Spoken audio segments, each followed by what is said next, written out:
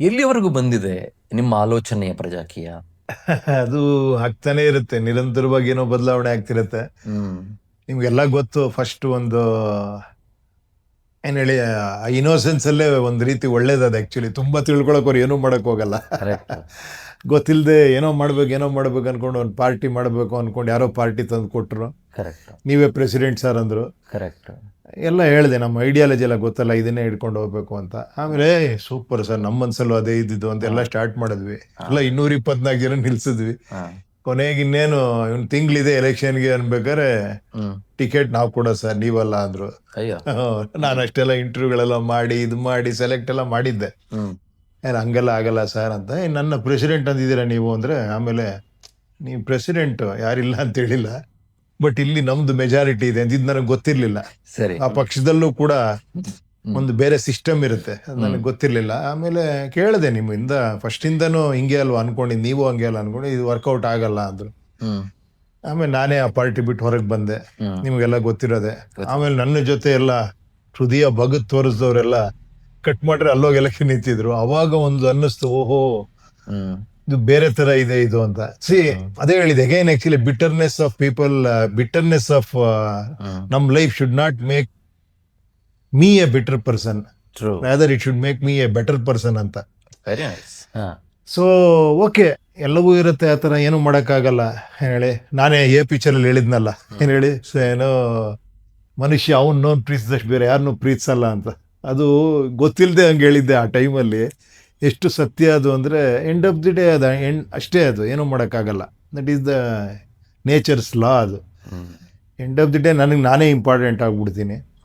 So ಆ ಥರ ಎಲ್ಲರಿಗೂ ಅವ್ರವರೇ ಇಂಪಾರ್ಟೆಂಟ್ ಆಗ್ತಾರೆ. ಓಕೆ ಅಂತ ಅದನ್ನು ಬಿಟ್ಟು ಕೊನೆಗೆ ನಂದೇ ಪಕ್ಷ ಮಾಡಿ, ಆಮೇಲೆ ಅನ್ಸೋಕೆ ಶುರುವಾಯಿತು. ಮತ್ತೆ ನಾನೇನೋ ಒಂದು ಇಂಟರ್ವ್ಯೂ ಮಾಡೋದು ಎಲ್ಲ ಮಾಡಿ, ಟ್ರಾನ್ಸ್ಪರೆಂಟಾಗಿ ಮಾಡಿ ಇಂಟರ್ವ್ಯೂ ಮಾಡಿ ಕೂಡ ಟಿಕೆಟ್ ಕೊಟ್ಟರು ಕೂಡ ಮತ್ತೆ ಕಮೆಂಟ್ಸ್ಗಳು ಬರೋಕೆ ಶುರುವಾಯಿತು. ಹೊರಗಡೆ ಹೆಸರಿಗೆ ಇಂಟರ್ವ್ಯೂ ಮಾಡ್ತಾರೆ, ಒಳಗೊಳಗೆ ಅವರವರೇ ಕೊಟ್ಕೊತಾ ಇದ್ದಾರೆ ಅಂತ. ಕರೆಕ್ಟ್ ಅಲ್ಲಪ್ಪ, ಮತ್ತೆ ಇದ್ಯಾಕೆ ಈ ಮಾತು ಬರಬಾರ್ದು, ನೋಡೋಣ ಅದಕ್ಕಿಂತ ಪ್ಯೂರ್ ಮಾಡೋಕ್ಕಾಗತ್ತಾ ಅಂತ.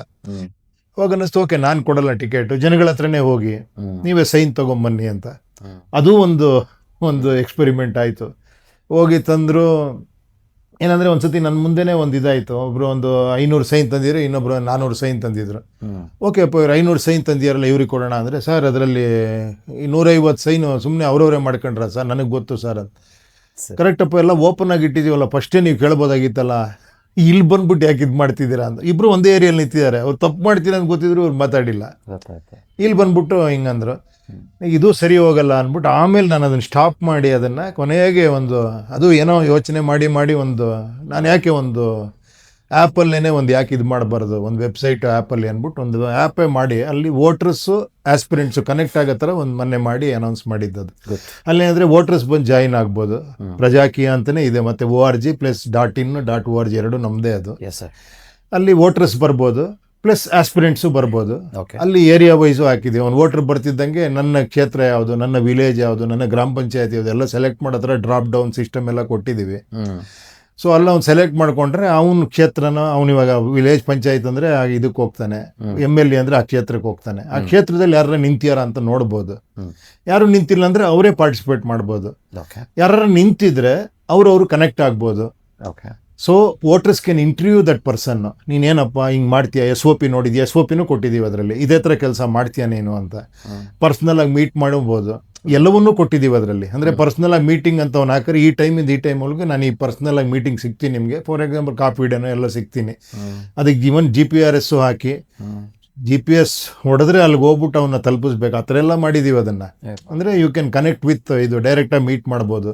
ಬೇಡವಾ ನಿಮ್ಗೆ ಕಷ್ಟ ಆಗುತ್ತಾ, ವಿಡಿಯೋ ಮೀಟ್ ಮಾಡ್ಬೋದು. ಅದರಲ್ಲಿ ಏನೋ ಝೂಮ್ ಮೀಟಿಂಗು ಎಲ್ಲ, ಇದು ವಿಡಿಯೋ ಕಾಲ್ ಮೀಟಿಂಗ್ ಎಲ್ಲ ಕೊಟ್ಟಿದ್ದೀವಿ. ಫೇಸ್ಬುಕ್ಕಲ್ಲೂ ಇಂಟ್ರ್ಯಾಕ್ಷನ್ ಮಾಡ್ಕೊಬೋದು ಅವರು. ಈ ಥರ ಕನೆಕ್ಟ್ ಮಾಡಿದ್ದೀವಿ ಅಷ್ಟೇ ಆಸ್ಪಿರೆಂಟು ವೋಟರ್ಸ್ನ. ಸೊ ಅದರಲ್ಲಿ ರೇಟಿಂಗೂ ಇದೆ ಆ್ಯಕ್ಚುಲಿ. ಅಂದರೆ ಏನಂದರೆ, ನಿಮ್ಮನ್ನು ನಾನು ನೋಡಿದೆ, ಅವರನ್ನು ನಾನು ನೋಡಿದೆ, ನನಗೆ ನೀವು ಇಷ್ಟ ಆದ್ರಿ, ನಾನು ರೇಟಿಂಗಲ್ಲಿ 90% ಗುಡ್ಡು, ಎಕ್ಸಲೆಂಟು ಆ ಥರ ಇದೆ. ಎಷ್ಟು ಕೊಡ್ಬೋದು, ವೋಟ್ರಿಗೆ ಒಂದು ಇದಿರುತ್ತೆ. ಸೊ ನೆಕ್ಸ್ಟ್ ಮೀಟಿಂಗಲ್ಲಿ ಮತ್ತೆ ರೇಟಿಂಗ್ ಕೊಡ್ಬೋದು. ಈ ಥರ ಎಲ್ಲರೂ ರೇಟಿಂಗ್ ಕೊಟ್ಟು ಹೈಯೆಸ್ಟ್ ರೇಟಿಂಗ್ ಯಾರು ಬರ್ತಾರೋ ಅವ್ರು ಎಲೆಕ್ಷನ್ಗೆ ಹೋಗಿ ಕಂಟೆಸ್ಟ್ ಮಾಡೋ ಥರ, ಅವ್ರಿಗೆ ಸಪೋರ್ಟ್ ಮಾಡೋ ಥರ ಈ ಥರ ಒಂದು ಸಿಸ್ಟಮ್ ಮಾಡಿದ್ದೀನಿ ಇವಾಗ ಆ್ಯಕ್ಚುಲಿ. ಬಟ್ ಏನಂದರೆ ಅಗೈನ್ ಮತ್ತೆ ಕೇಳೋದೆ, ಸರ್ ಅದನ್ನ ಏನಂದ್ರೆ it is so easy. You can take and enter and you can control the aspirants, you can control ಎಲ್ಲ ನಿಮ್ಮ ಇವ್ರನ್ನ. ಬಟ್ ಗೊತ್ತಿಲ್ಲ, ನೋಡೋಣ ಅದೆಷ್ಟು ಜನ ತಗೊಂತಾರೆ, ಎಷ್ಟು ಜನ ಒಬ್ರಿಗೊಬ್ರು ಹೇಳ್ತಾರೆ, ಅದು ಎಷ್ಟು ಇದು ಹೋಗುತ್ತೆ. ಇವಾಗ ಒಂದು ಆಲ್ಮೋಸ್ಟ್ ಒಂದು 20,000 ವೋಟರ್ಸ್ ಬಂದಿದ್ದಾರೆ ಅದರಲ್ಲಿ. ಒಂದು 300-400 ಜನ ಆಸ್ಪಿರೆಂಟ್ಸು ಬಂದಿದ್ದಾರೆ ಅದರಲ್ಲಿ. ನಾನು ಮಾಡಿದ್ದು GBA ಎಲೆಕ್ಷನ್ಗೋಸ್ಕರ. ಸೊ ವಾರ್ಡ್ ವೈಸು ಎಲ್ಲ ಕನೆಕ್ಟ್ ಆಗಿ ಮಾಡಲಿ ಅನ್ನೋದಕ್ಕೋಸ್ಕರ. ಗೊತ್ತಿಲ್ಲ, ಇದು ನನಗೆ ಇವಾಗ ಬಂದಿರೋದು. ನೋಡೋಣ ನೆಕ್ಸ್ಟ್ ಏನು ಅಂತ ಗೊತ್ತಿಲ್ಲ. ನಿಮ್ಮ ಹಲವು ಎಕ್ಸ್ಪೆರಿಮೆಂಟ್ಗಳಲ್ಲಿ ಇದು ಒನ್ ಆಫ್ ದಿ ಎಕ್ಸ್ಪೆರಿಮೆಂಟ್ಸ್ ನೀವು ಮಾಡ್ತಾ ಇರೋದು. ಓಕೆ, ನೀವು ಮೊದಲಿಗೆ ಈ ಜನರ ಮುಂದೆ ಹೊರಟಾಗ ಸರಳತೆ, ಪಾರದರ್ಶಕತೆ, ಬ್ಲಾಕ್ ಚೈನ್ ಟೆಕ್ನಾಲಜಿ ಇದ್ರ ಬಗ್ಗೆ ಎಲ್ಲ ಮಾತಾಡ್ತಾ ಇದ್ರಿ. ಆಮೇಲೆ ನಾವು ಸರ್ವೆಂಟ್ಸು, ಯಾರು ನಮಗೆ ಓಟ್ ಹಾಕಿ ಗೆಲ್ಸಿರ್ತಾನೆ ಅವನು ಆ್ಯಕ್ಚುಲಿ ಬಂದು MLA ಅಥವಾ ಅವನು ಬಂದು ರಾಜ, ಈ ಥರದ್ದು ಒಂದಿಷ್ಟು ಕಾನ್ಸೆಪ್ಟ್ಗಳನ್ನೆಲ್ಲ ನೀವು ಇಟ್ಕೊಂಡಿದ್ರಿ. ಆಮೇಲೆ ನನಗೆ ಭಾಳ ಚೆನ್ನಾಗಿ ನೆನಪಿದೆ, ನಿಮಗೂ ನೆನಪಿರ್ಬೋದು ಅಂತ ಭಾವಿಸ್ತೇನೆ ಸರ್. ಕಳೆದ ಹಲವು ವರ್ಷಗಳ ಹಿಂದೆ MP ಚುನಾವಣೆ ನಡೆಸಿದಾಗ 25 ಅಭ್ಯರ್ಥಿಗಳು ನಮ್ಮ ಸ್ಟುಡಿಯೋಗೆ ಬಂದು ಮಾತಾಡಿದ್ರು. 25 ಅಭ್ಯರ್ಥಿಗಳು ಫಸ್ಟ್ ಟೈಮ್ ಎಲ್ಲ ಕಾಕಿ ಡ್ರೆಸ್ ಹಾಕೊಂಡು ಬಂದಿದ್ರಿ. ನೀವು ತುಂಬಾ ಎನ್ಕರೇಜ್ ಮಾಡಿದ್ದೀರಾ, ಥ್ಯಾಂಕ್ ಯು ಪಾಪ. ಖಂಡಿತ ಸರ್, ಅದು ನಮ್ಮ ಜವಾಬ್ದಾರಿ ಅಂತ ನಾನು ಅನ್ಕೊಳ್ತೀನಿ. ಯಾಕಂದ್ರೆ ನೀವು ಹೊಸ ಬದಲಾವಣೆ ಏನೋ ಬಯಸ್ತಾ ಇದ್ದೀರಿ ಅಂದಾಗ ಜನಕ್ಕೆ ಇನ್ನೂ ತಲುಪಿಸ್ಬೇಕು ಸರಳವಾಗಿ ಅನ್ನೋದು ನಮ್ಮ ಉದ್ದೇಶ ಅಷ್ಟೇ, ಬೇರೆ ಏನಿಲ್ಲ. ಸೊ ನನ್ನ ಪ್ರಶ್ನೆ ಏನಂದ್ರೆ ಸರ್, ಈ ಹಲವು ಎಕ್ಸ್ಪೆರಿಮೆಂಟ್ಗಳಲ್ಲಿ ನಿಮಗೆ ತೃಪ್ತಿ ಕೊಟ್ಟಿದೆಯಾ, ಅಥವಾ ನಾನು ಎಲ್ಲೋ ಜನರನ್ನ ನೇರವಾಗಿ ತಲುಪುವಲ್ಲಿ ಫೇಲ್ಯೂರ್ ಆಗ್ಬಿಟ್ಟೆ ಅಂತ ಏನಾದ್ರು ಅನ್ಸ್ತಾ? ಇಲ್ಲಪ್ಪ, ಇಲ್ಲಿ ಇದೊಂದು ದೊಡ್ಡ ಪ್ರಾಬ್ಲಮ್ ಏನಂದ್ರೆ ನಮ್ ಜೀವನ ಎಲ್ಲ ಬರೀ ಸಕ್ಸಸ್ ಫೇಲ್ಯೂರ್ ಅಲ್ಲೇ ಅಳಿಯೋ ತರ ಆಗೋಗ್ಬಿಟ್ಟಿದೆ ಜೀವನ. C, it is not everything is not about success failure. ಸರಿ, ಅದ್ರ ಮಧ್ಯೆ ಒಂದು ಬ್ಯೂಟಿಫುಲ್ ಜೀವನ ಇದೆ. ಯಾಕೆ ಅದು ಎಲ್ಲಿಂದ ಬಂದಿದ್ಯೋ, ನೀವು ಸಕ್ಸಸ್ಫುಲ್ ಅಂದ್ರೆ ನಿಮಗೆ ಮರ್ಯಾದೆ, ಆ ಸಕ್ಸಸ್ಗೋಸ್ಕರ ಹೋರಾಟ, ಗಿರ್ಚಾಟ, ನಾನು ಇನ್ನೂ ಇದಾಗೋದು, ಏನ್ ಬೇಕಾದ್ರೆ ಮಾಡಕ್ ರೆಡಿ ಆಗೋದು. ಪಾಪ ಯಾರೋ ಹೇಳಿದಾರಲ್ಲ, ತುಂಬಾ ಜನ ಲೈಫಲ್ಲಿ ಸಕ್ಸಸ್ಫುಲ್ ಆಗಿದ್ದಾರೆ ಬಟ್ ಅವ್ರ ಲೈಫ್ ಸಕ್ಸಸ್ಫುಲ್ ಆಗಿಲ್ಲ ಅಂತ.